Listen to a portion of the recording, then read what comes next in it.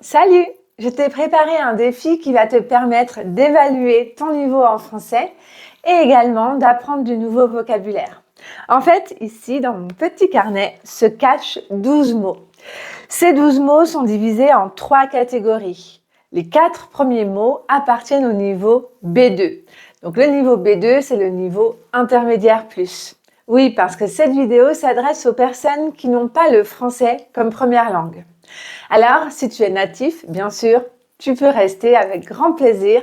Cependant, garde en tête que ce quiz est pour les personnes qui sont non natives. Donc, les 4 premiers mots, niveau B2, intermédiaire plus. Les 4 autres mots, niveau C1, c'est-à-dire avancé. Et les 4 derniers mots appartiennent au niveau C2, c'est-à-dire le niveau le plus haut. Et attention, le dernier mot est vraiment difficile. Honnêtement, je ne sais pas combien de personnes vont réussir à trouver le dernier mot. On verra. Allez, on commence tout de suite avec le premier mot du niveau B2. C'est parti. Que signifie inestimable? A, qui n'a aucune valeur. B, qui a une valeur impossible à mesurer. Ou C, qui est bon marché. Inestimable, qu'est-ce que ça signifie? Ouais, la bonne réponse est la réponse B, qui a une valeur impossible à mesurer. Par exemple, les bijoux qui ont été volés au Louvre en 2025 ont une valeur inestimable. Je pense que tu as suivi l'affaire. Je ne sais plus quand c'était. C'était en septembre peut-être de l'année dernière. Où les bijoux de la monarchie ont été volés. D'ailleurs, je ne sais pas s'ils ont été retrouvés ou pas. Si tu le sais, réponds-moi dans les commentaires. Question numéro 2. Pratique. Que signifie pratique? A, qui est facile et utile dans la vie quotidienne. B, qui nécessite de l'expérience. Ou C, qui est ancien, mais aussi précieux. C'est important le « mais aussi précieux ». Quelle est la bonne réponse pour pratique?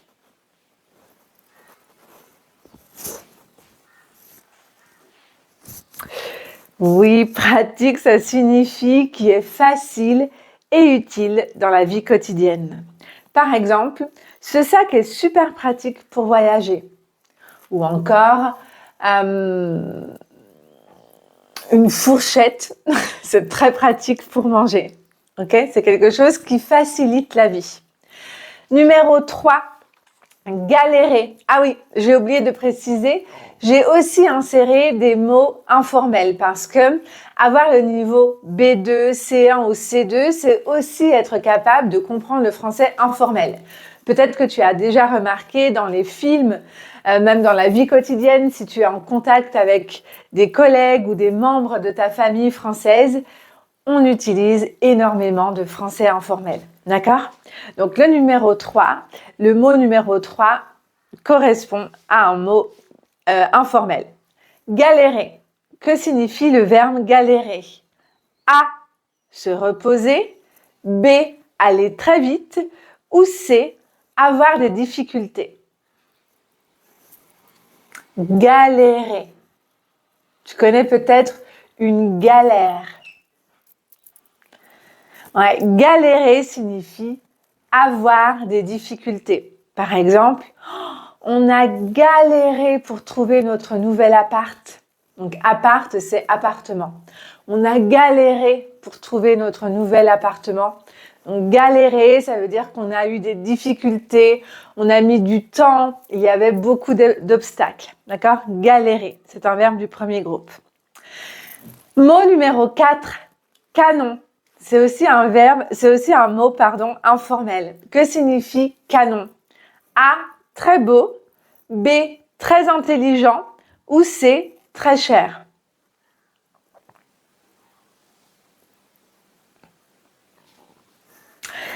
Canon, ça signifie très beau.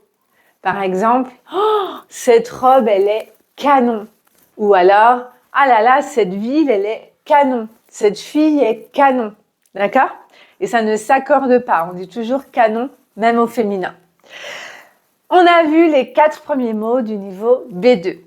Afin de les mémoriser, c'est important que tu écrives ces mots ou alors que tu les dises à haute voix.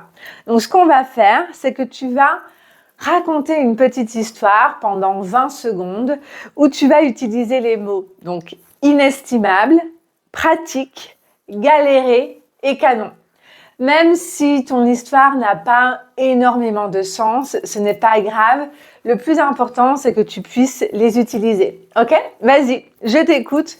20 secondes. Raconte ce que tu souhaites avec inestimable. Donc, je te rappelle, inestimable, ça veut dire qu'on ne peut pas estimer la valeur. Pratique, qui est facile, qui facilite la vie, qui rend la vie plus facile. Galérer, rencontrer des difficultés. Et enfin, canon, qui signifie très beau. Vas-y, je t'écoute.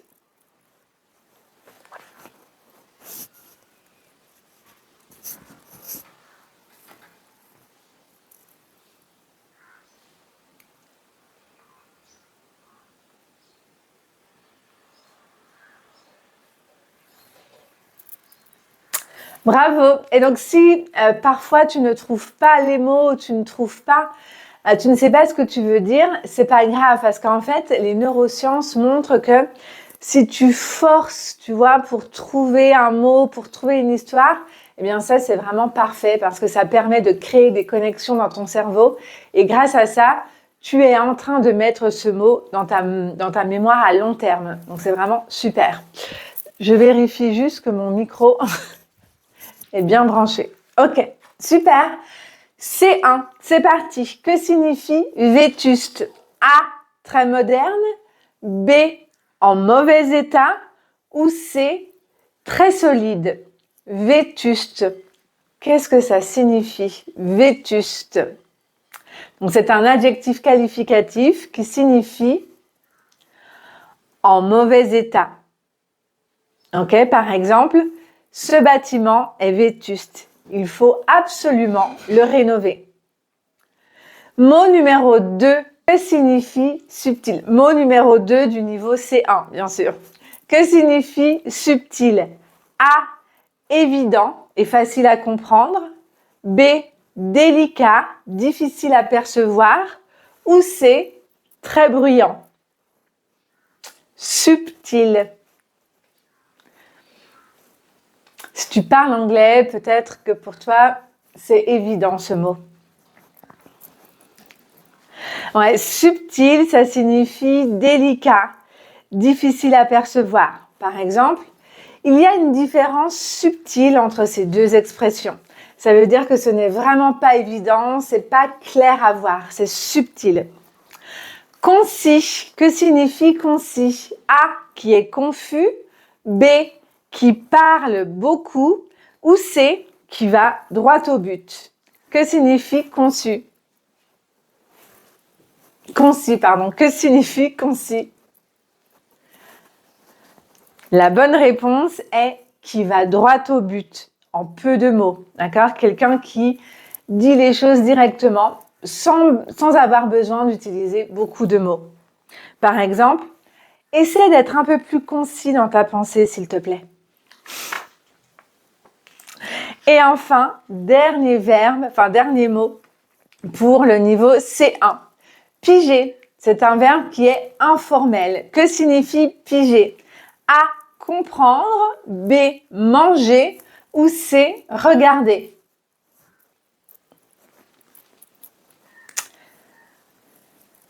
Piger, ça signifie comprendre.